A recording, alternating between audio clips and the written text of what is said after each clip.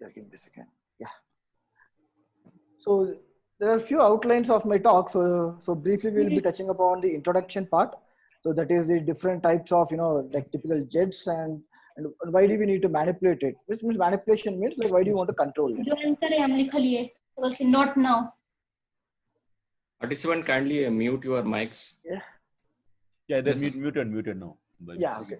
So then we will just move into the actual content of the topic. So that is fluidic injection excited jet control. So here we will be seeing two parts. One is on the subsonic part and one is on the supersonic part. And what is the advantages of fluidic injection over other controls like which has been like which has been studied for past like 5 to 6 decades. And then we will just do a brief summary of it and then we'll just conclude the talk. Okay. So one of the most important aspect of typical jets, the jets has different applications, and one such is is the aircraft engine where you can see it. So where the hot gas issues out of the nozzle part. So one of the most important problem of these type of typical aircraft engines is noise, because noise can shoot up to like 110 decibels, 120 decibels, even more than that. Some of the fighter airplanes as well. So if you see this particular figure, which shows that like the noise level, which has been like the reduction in noise level over last couple of decades.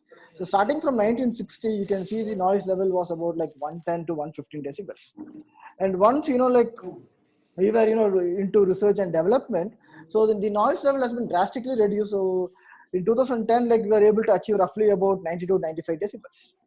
Like there is roughly about like 23 decibels reduction in the noise by different control strategies, right? So we are not getting into the detail of the control strategy, but using different control strategy, we are able to reduce noise of roughly about 20 decibels in the last say 5 to 6 decades. So now the question comes is, okay, can we reduce a little bit? Like, can we reduce another 10 decibels? Because, like the human audible sound is roughly about 60 decibels. More than 60 decibels is noise. So to what extent are we able to reduce the noise, and how we are going to achieve it? So this is what, this particular problem lays the content of this particular work. Yeah.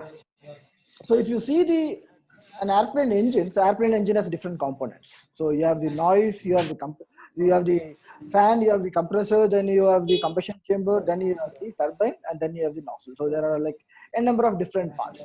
So each part contribute to noise of an overall aircraft engine. So I'm speaking of only of the aircraft engine, not an entire airplane. Okay. So if you see, look into the airplane engine itself, there are different components which gives noise. So you have the noise from the compressor, you have noise from the combustion chamber, turbine, and then noise from the engine, the nozzle where the jet is going to come out.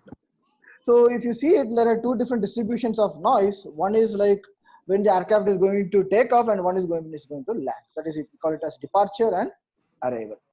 So there are different sources of noise and at different decibel levels. So if you see the jet noise, when it is going to depart, like when the airplane is going to depart, you can see jet noise contributes to predominantly the equal component when compared to the fan noise.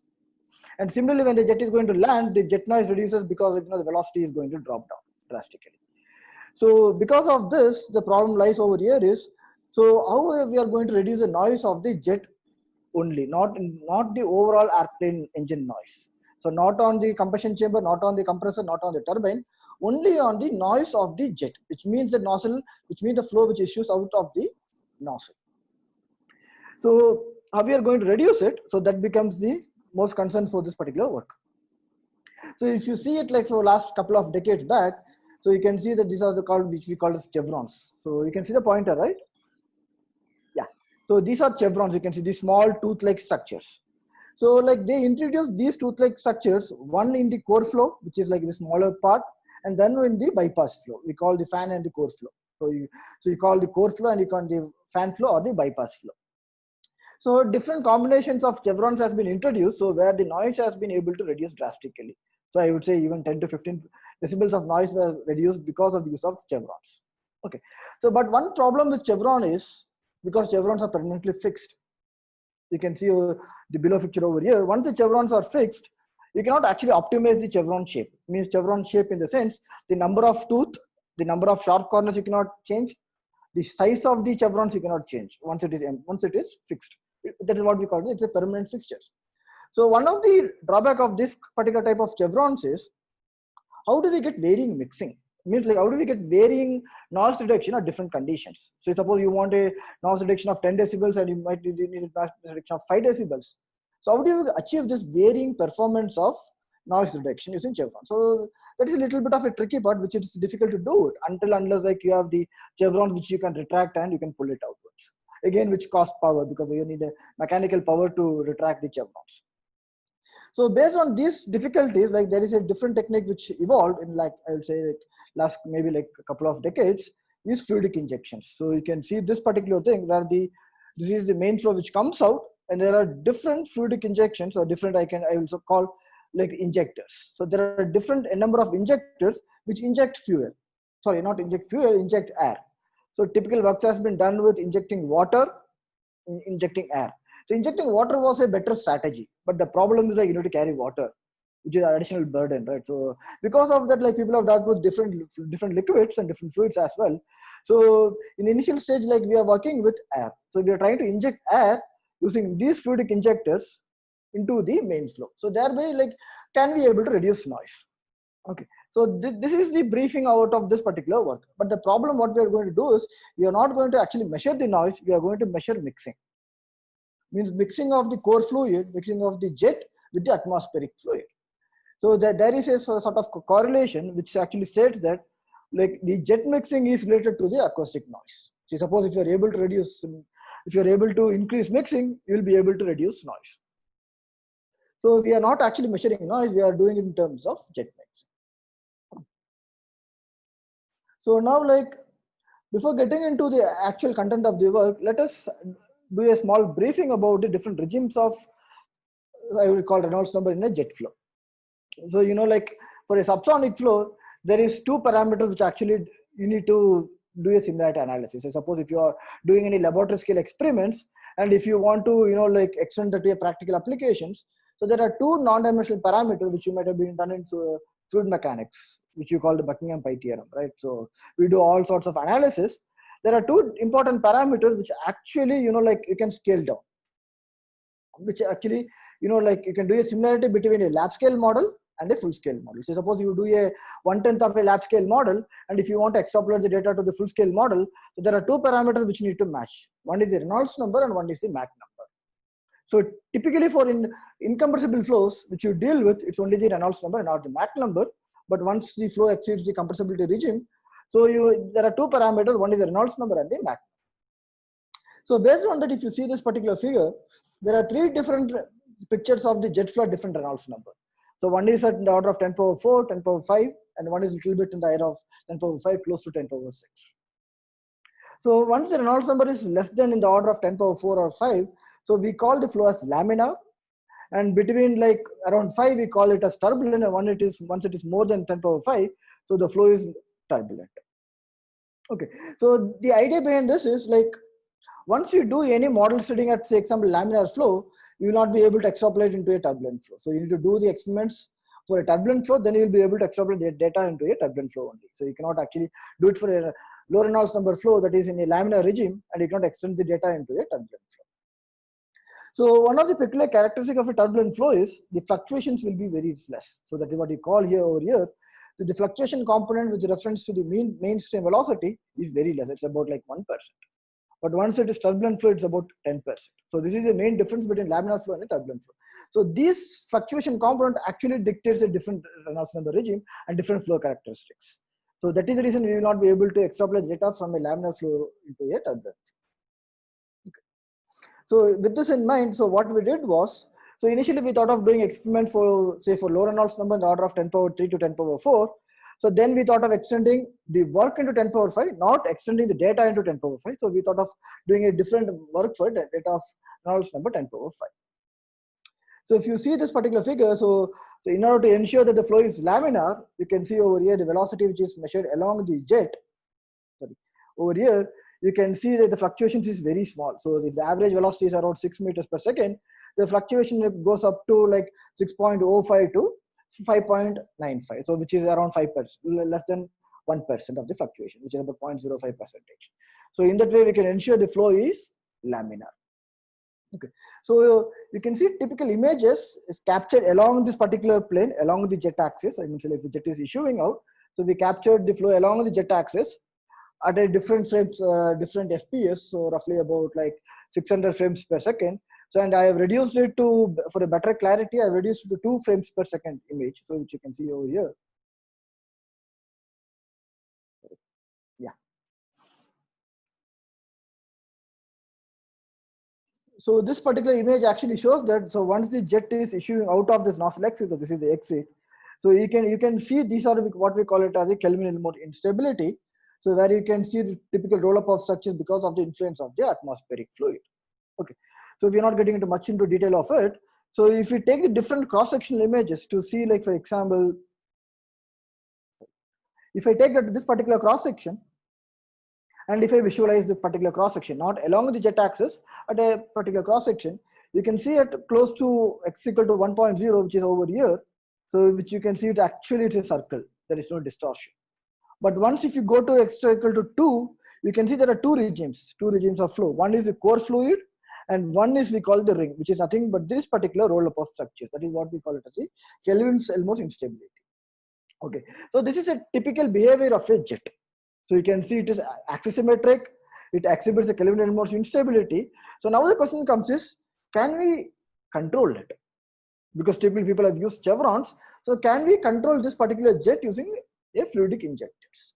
So what we do over here is, you can see this particular figure over here. So this is a core flow which comes out of this perpendicular to this particular, I will call the image, and the flow issues out of it. And then you can see over here, so this is the injectors. So there are a number of injectors, but initially we are working with only one injector over here. So we are injecting actually air, not water, not liquid, or maybe another liquid or not any other gas. So we are actually injecting air through this particular injector. So this injector is pulsed because it can excite at different frequencies. So the flow which comes out of this injector is a pulsed jet. It's not a continuous jet like the main flow. It is pulsed. It is pulsed at different frequencies. So the frequency can go up to like 500 to 600 hertz. So that is the maximum limit of the actuator.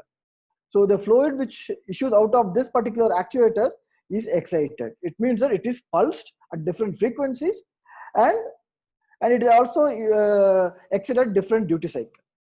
So the duty cycle is nothing but, you can see over this particular figure on the right hand side. So the frequency is same. You can see the peaks are almost the same. The number of peaks are same. But if you see the top part of this peak, so this is very sharp, and this is little bit, I would say it's blunt, and again it's blunt. But the time being it's getting blunt, it also widens it. So it means that for this particular one cycle, if I call from this peak to this peak, it is one injection. I can say that this particular flat end is roughly the duty cycle.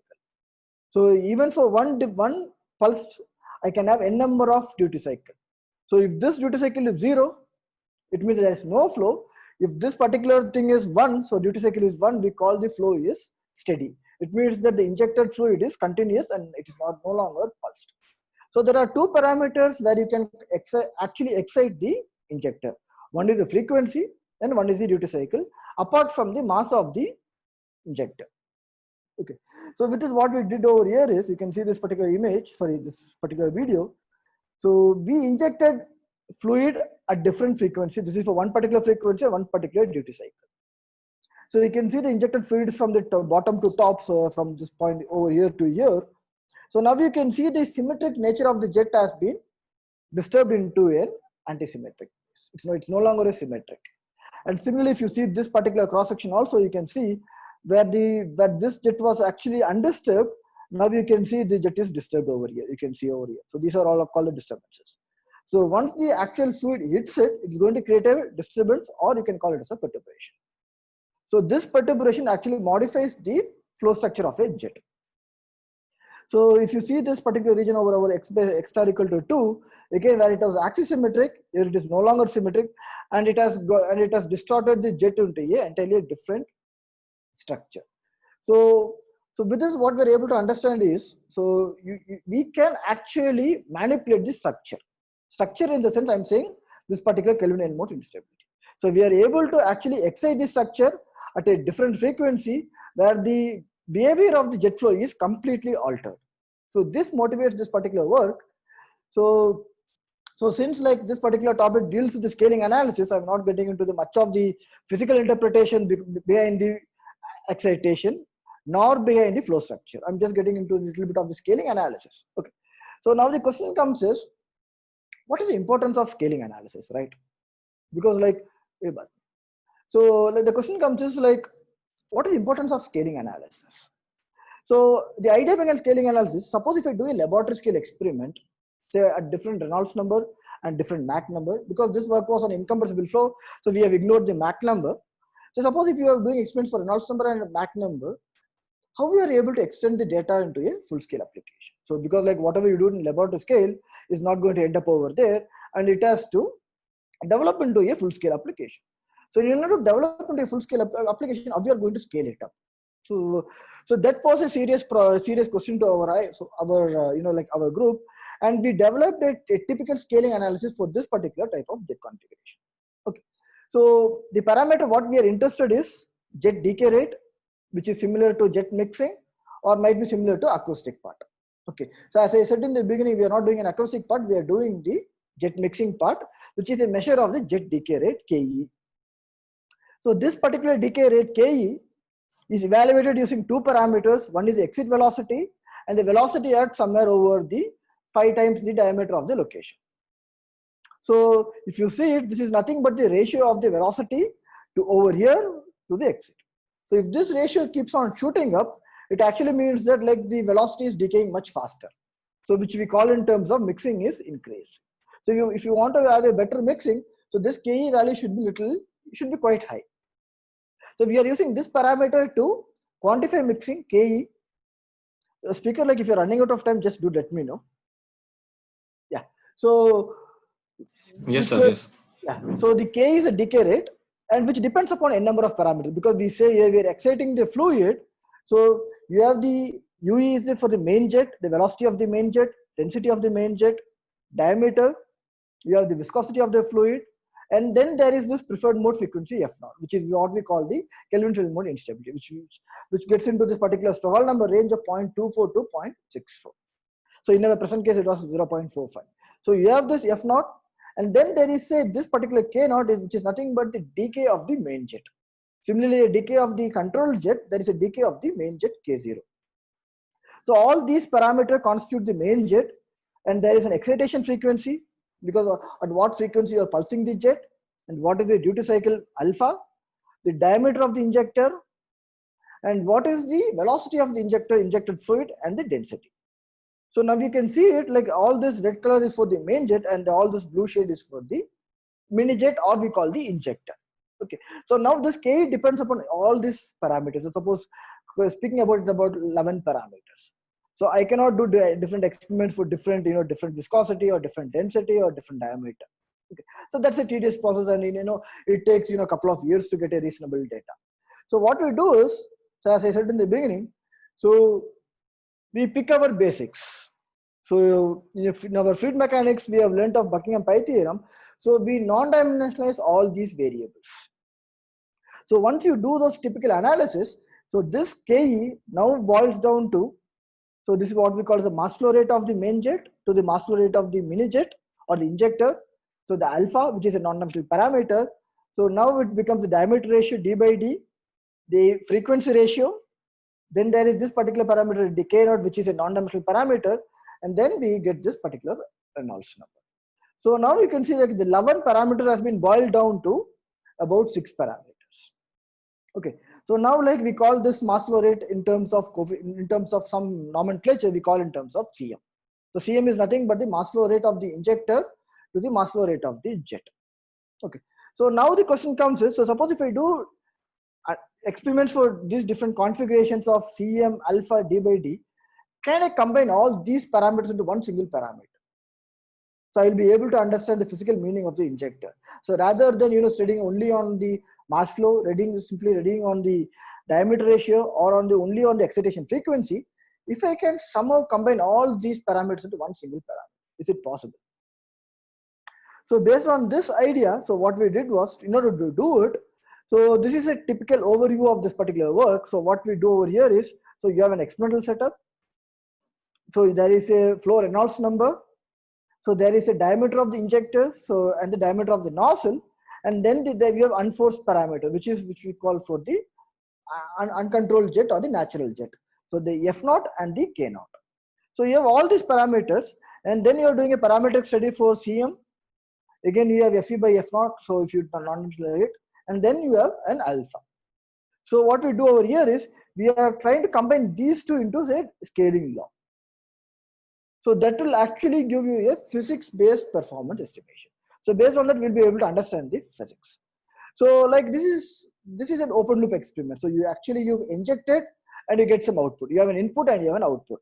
So input might be a frequency, input might be a mass flow rate, and you get an output which is nothing but the decay rate. So this is what we call open loop experiments. So like what we did was we even tried to compare with a closed loop control, which is in different algorithms, which were developed by our group. So we were able to compare the experiments from an open loop to a closed loop. So before getting into scaling analysis, one should know, okay, whether all my data are right. So in order to do it, what we do is we actually compare our data with an AI-based control mechanism. That is what we call as a closed loop. Okay. So in order to do it, what we do over here is we did some preliminary analysis. So you can see the variation of KE, which is nothing but the decay rate of the manipulator to the decay rate of the main jet. So with variation of alpha, which is your duty cycle. So this corresponds to one different frequency and different mass flow rates. So different mass flow rates are given over here.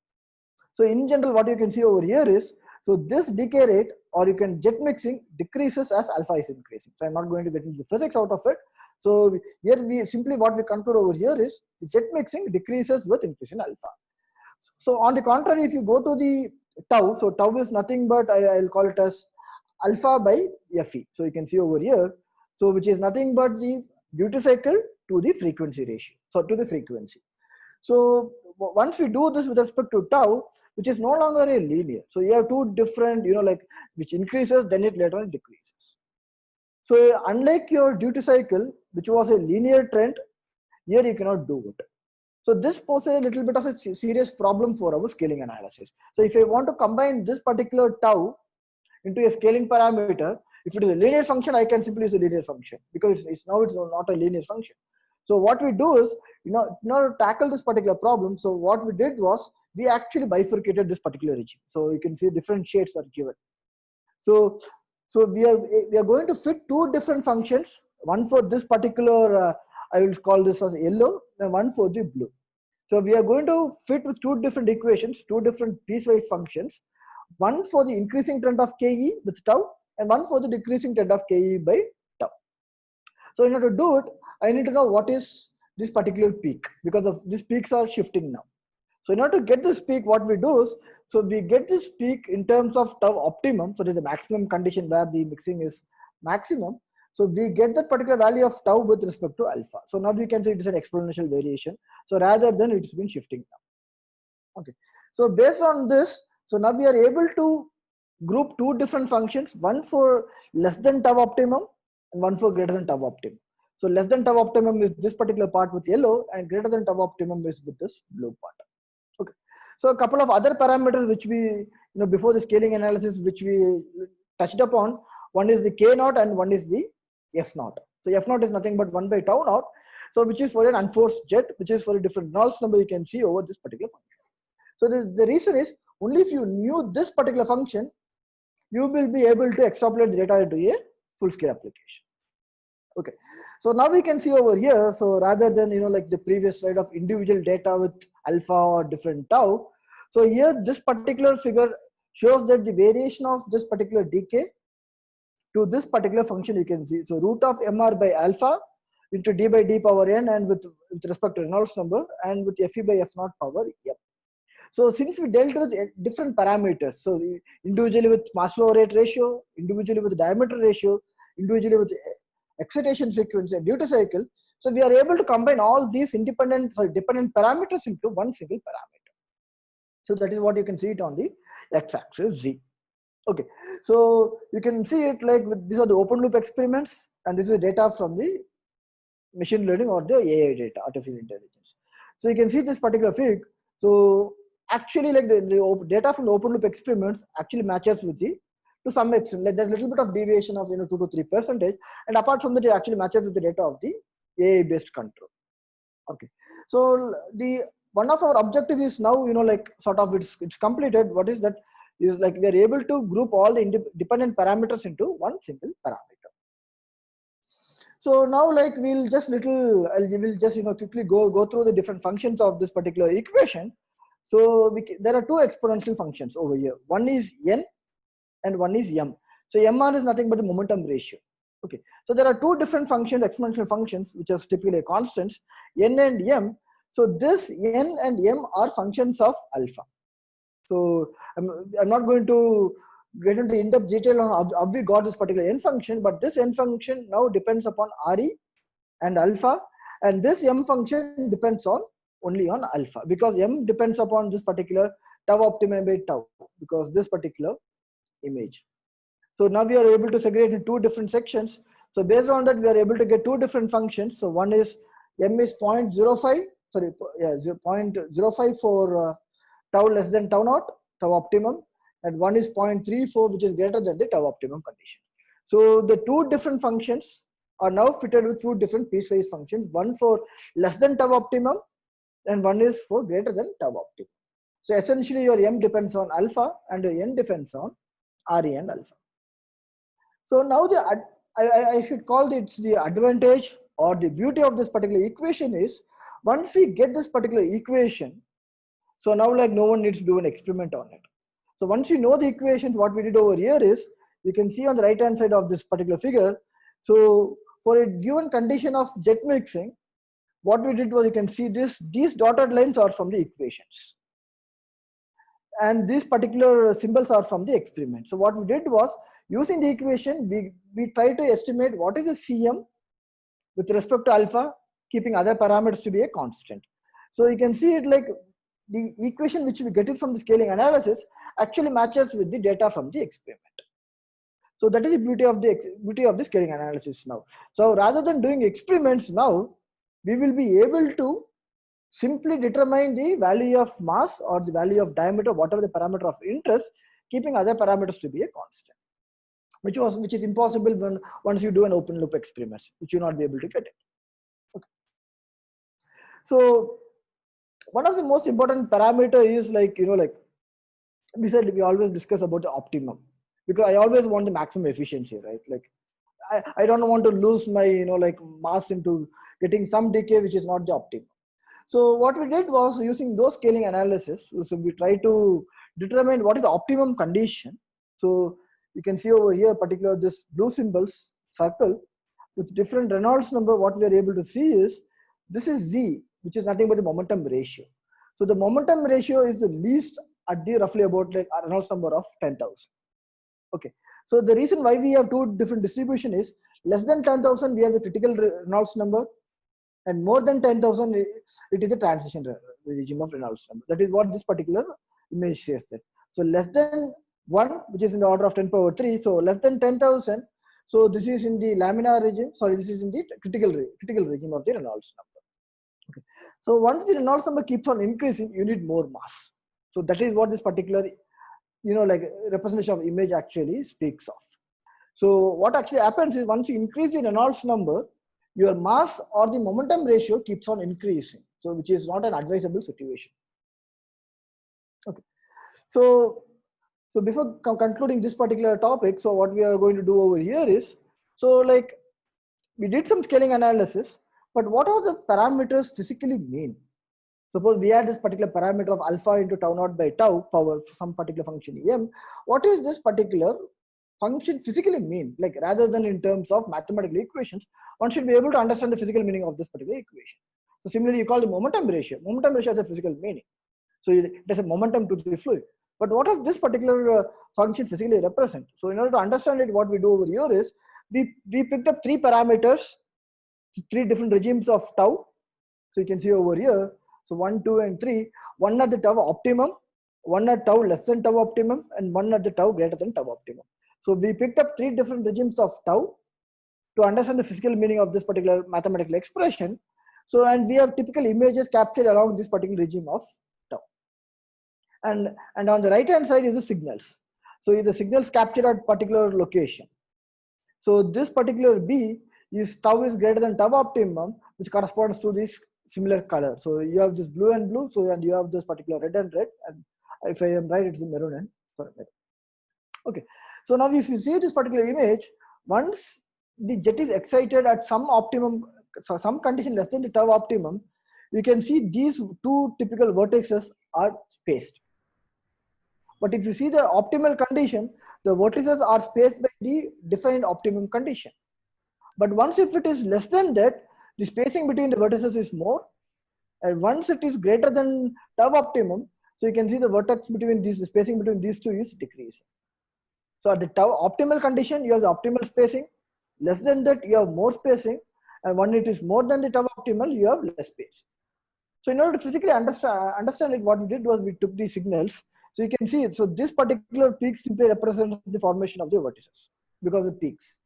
Okay, so you can see these two peaks are spaced at different time location because like once the vertex is formed and another vertex forms at a different time interval where the time is large. You can see the time on the x-axis. So these two are spaced at a different time interval. And once if you see if this is for less than the great optimum, so what actually happens is the vertices spacing keeps on decreasing. So once the vertices forms from the previous injection, it doesn't find time to move downstream. So this is something like I perturb the jet, the vertices forms, it moves downstream. But what actually happens in the pulse injection is you have couple of excitations, couple of perturbations. So once the perturbation is injected and the vertices forms, and that particular vertices needs some time to move, and it has to entrain with the ambient fluid, right? So the vertices which moves downstream need some sufficient time to entrain the fluid and then into the mixing. So now what actually happens is over here is for this condition when the tau is less than tau optimum, the vertices finds more time. So once the vertices is formed, it finds more time when compared to another successive vertices is formed. So it is not able to spread much faster.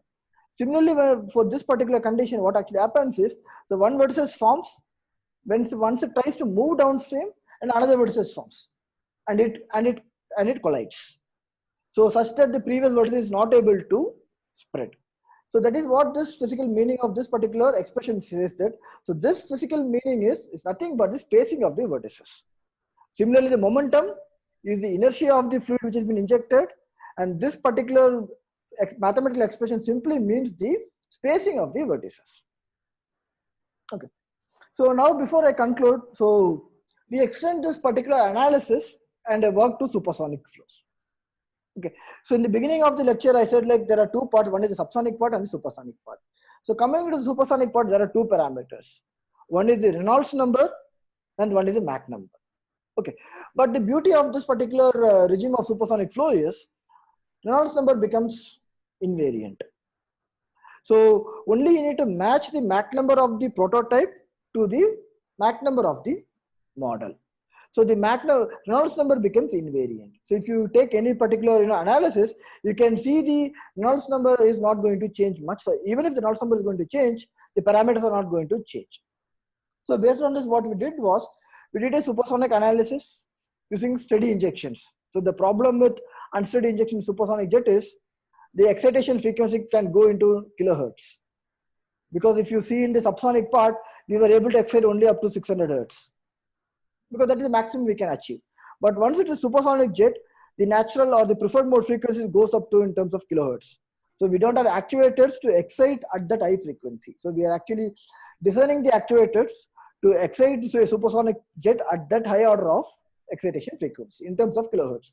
So in order to do it, what we did was we started our investigations with steady injections.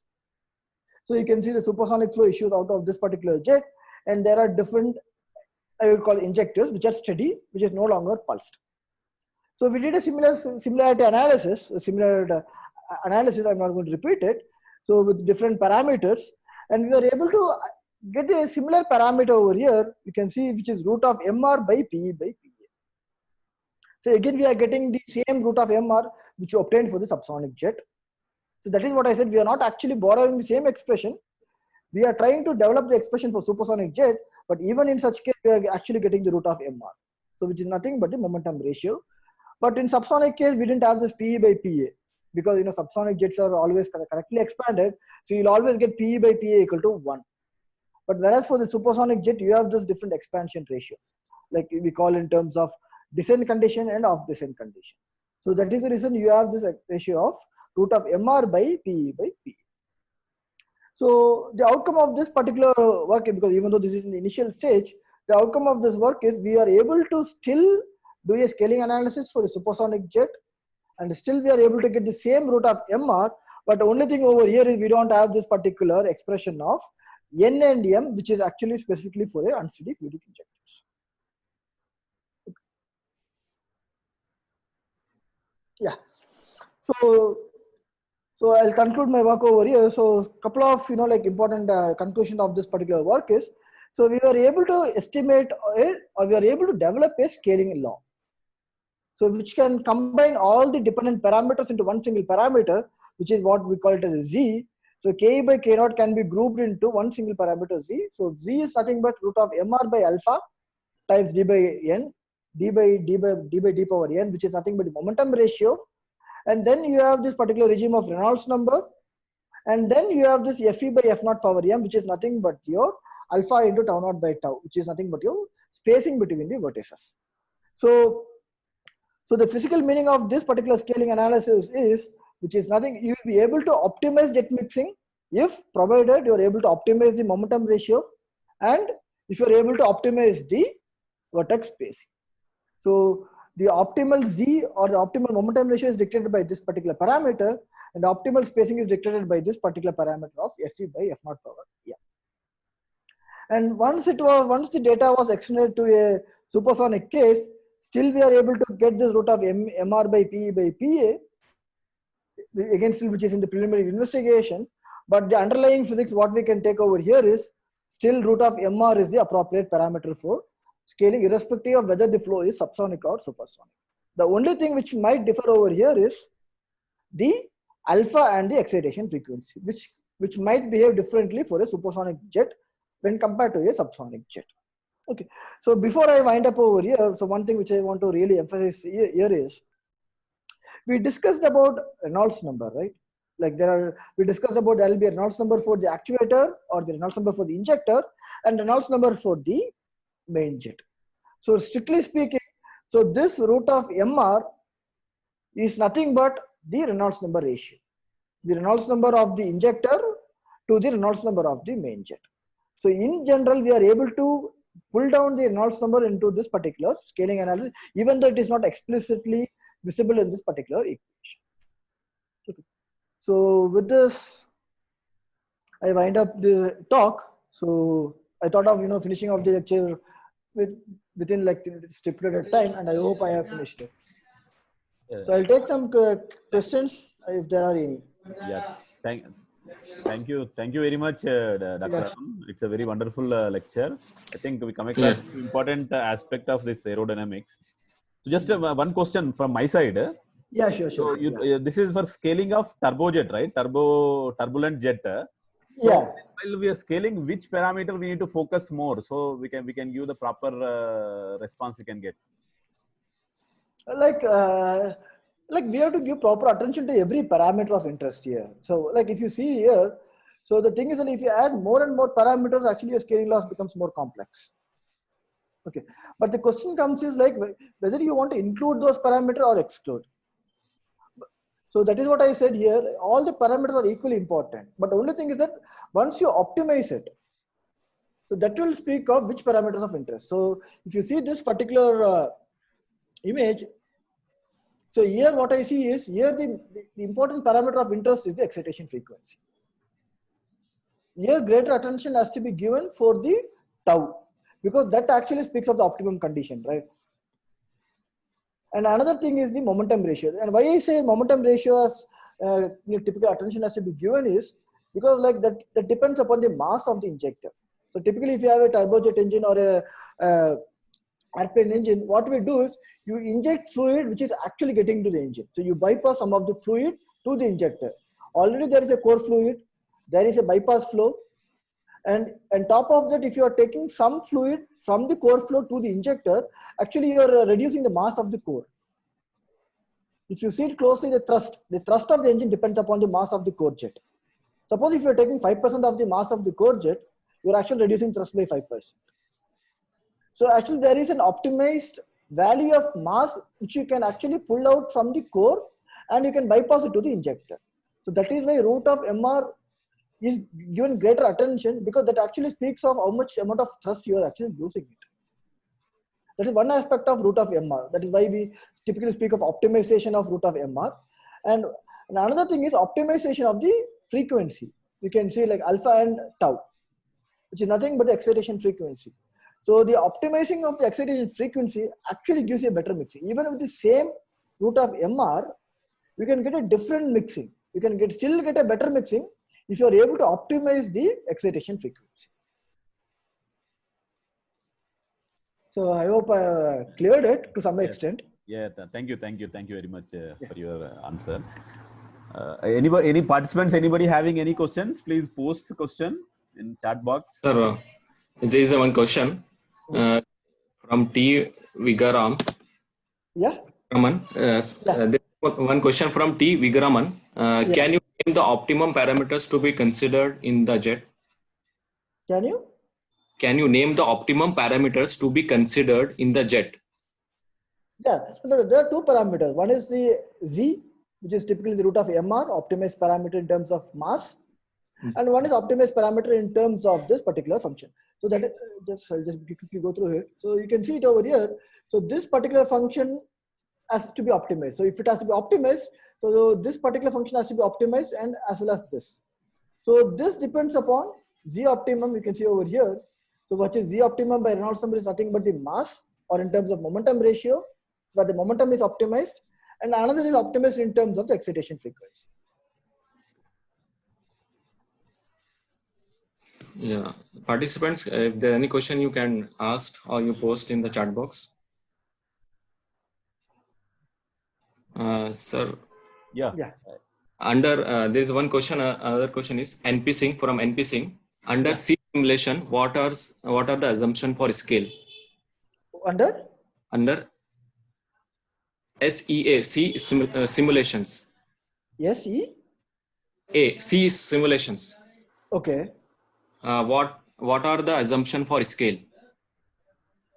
Assumptions, like I'm not able to get the actual. No, actually, his question, maybe I'll put it in that way. For simulations, what are the assumptions you need to consider for scaling during simulations? So no, it depends upon the regime of interest. So scaling, like even if you want to do a simulation, so that's all, like there are two parameters. One is a Reynolds number and one is a Mach number.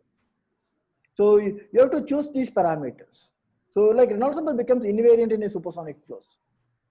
So the reason is, suppose if I do an experiment for, say, example, like a different Mach numbers and different Reynolds numbers. So let's take a typical value of Mach numbers. I do it for a Mach number of 2, but I do it for different regimes of Reynolds numbers, say 10 power 5 to 10 power 8. So now, like what would happen over here is, so Reynolds number becomes insignificant. So the parameters of interest, say mixing or acoustics, becomes invariant with Reynolds number, but it is actually depend upon Mach number. So in that case, you have to choose the Mach number and not the Reynolds number. But if you are doing it for a subsonic flow, so a compressible flow, so then you need to do it for a Reynolds number, and as well as you need to do it for a Mach number. So these are the things which you need to keep in mind when you, even if you do a simulation also. So is there one question also there? What is the ideal capital D bar small d ratio? Okay, so there is no sorry. Yeah, so if you look this particular figure, there is no optimal ideally. So if you see this d by d, so this is for d by d of 1 by 20, and this is 1 by 25, 1 by 40. So we did it for three different diameters. Okay, so like if it keep on decreasing diameter, so I'll only thing is that I need to give less amount of mass. But the question comes in a supersonic flow, the nozzle will get choked. The injector will get choked irrespective of the diameter. So the only thing which actually governs here is your diameter. Like diameter is not going to be of particular significance in a supersonic flow, because like the flow is going to get choked in a injector, and then the mass is going to get constant, and the Mach number is going to be a constant. But the only thing is that in subsonic flow, you will have this particular d by d effect, but not in a supersonic flow. Yes, sir. Thank you, sir. Yeah. Yeah, just a minute. I think for information to the participants, because Arun and myself is associated during our postdoc time. So Arun is very good in experimentation. If any participant anytime having any kind of information if required in this, whatever he's presented, especially in aerodynamics and aerospace engineering, actually he's basically an aerospace engineering man, but he was previously worked in mechanical engineering. That's why I requested him to deliver one lecture on especially on mechanical engineering field. So he's quite happily agreed and delivered his wonderful lecture today. So I suggest the participant, if they want any kind of doubts, especially during experimentation as simulations, so maybe anytime you can contact to him. Arun is very happy to help you. So I request Arun to just please share your email address to the participant so that they can contact you whenever they have any kind of clarification in this area. Okay. So my email ID is AKP. I'll just write it over here. So Yeah, is it maybe visible, in right? chat box, if possible. You can tell, sir. We can write. Yeah, otherwise, Okay, you can tell so- me. Yeah, or Umer will write. I think it is visible, right? Yeah, chat box you can write. Yes, sir. This one is visible? Yes, sir. Yes, sir. I will type yeah. your Yeah. return. No? So the email ID is AKP Yeah, Yes, sir. at iitk.ac.in. So Yeah, it is there visible on the screen. iit.ac.in. Yeah. IITK. itk.ac.in. Yes, it is posted. Yeah. Yeah. Okay. Sir, there is one last question I have to ask from KR Silva Kumar. What about the PE by PA ratio for supersonic? yeah. So PE by PA actually determines whether the flow is in the design or off design conditions. It's typically in a supersonic nozzle, so there is a design condition. So you design it for Mach 1.5 and you have some PE by PA. PE by PA equal to 1 for a design condition. So suppose if you have a different regimes of flow, suppose like you have a flow which is less than this, so you'll have different conditions, which we call it as off design conditions, where your PE by PA can be less than 1 and it can also go more than 1. So typically when the flow is over expanded, you will have less than 1, and when the flow is under expanded, you will get more than 1. So for a descent condition, PE by PA is 1. So that is the reason for a subsonic flow, you will always have a correctly expanded flow. So in a subsonic flow, PE by PA is always 1. Okay. So this PE by PA will be there only for a supersonic flow, which can take the value for less than 1 to greater than 1. So less than 1 or greater than 1, we call the off design condition. So which is like we have actually put over here off design condition. And for the descent condition, we call PE by PA is 1. So that is the reason why you always have this variable area nozzle, right? So typically the evolution of variable area nozzle is because of this PE by PA. Okay, sir. Yeah. Thank you very much, Dr. Arun. Hello. I think no questions are there now. Maybe, Yes, sir. Yes. Okay. Sir, I give the vote of thanks. Yeah, you give the vote of thanks, and our next speaker is already joined, Rajesh Bhatt. So maybe Okay. after this we can start it, and we can today's session we can wind up early, a little early. Instead of 1 Okay, o'clock, sir. we can wind up as early as possible. So you finish Okay, your sir. vote of thanks. And Okay, sir. for Dr. Arun's information, I think Dr. Yeah. Rajesh also here only in this group, because So I can be active, right? yeah, you can be active. You can be active because for the participant information. So myself, head of the department, Nawab Shah Alam Khan College of Engineering, as well as today's two speakers, Dr. Arun as well as Dr. Rajesh Bhatt, we three done our postdoc together in HIT Shenzhen. So actually, from our friendship is from HIT Shenzhen. Shenzhen is very close to Hong Kong, and I'm very happy to see both of you today in this. Oh, thank you. Yeah, it's a wonderful to be here, right? Like. Okay, you continue, Umer. Yes, sir. Yes. Thank you for your informative session, sir. Arun Kumar, sir. Session about the scaling and noise reduction, and regarding about the Mach number and the Reynolds number. I from the Department of Mechanical Engineering, I really thanks for your time, sir. Hope for the your meeting in future with our department.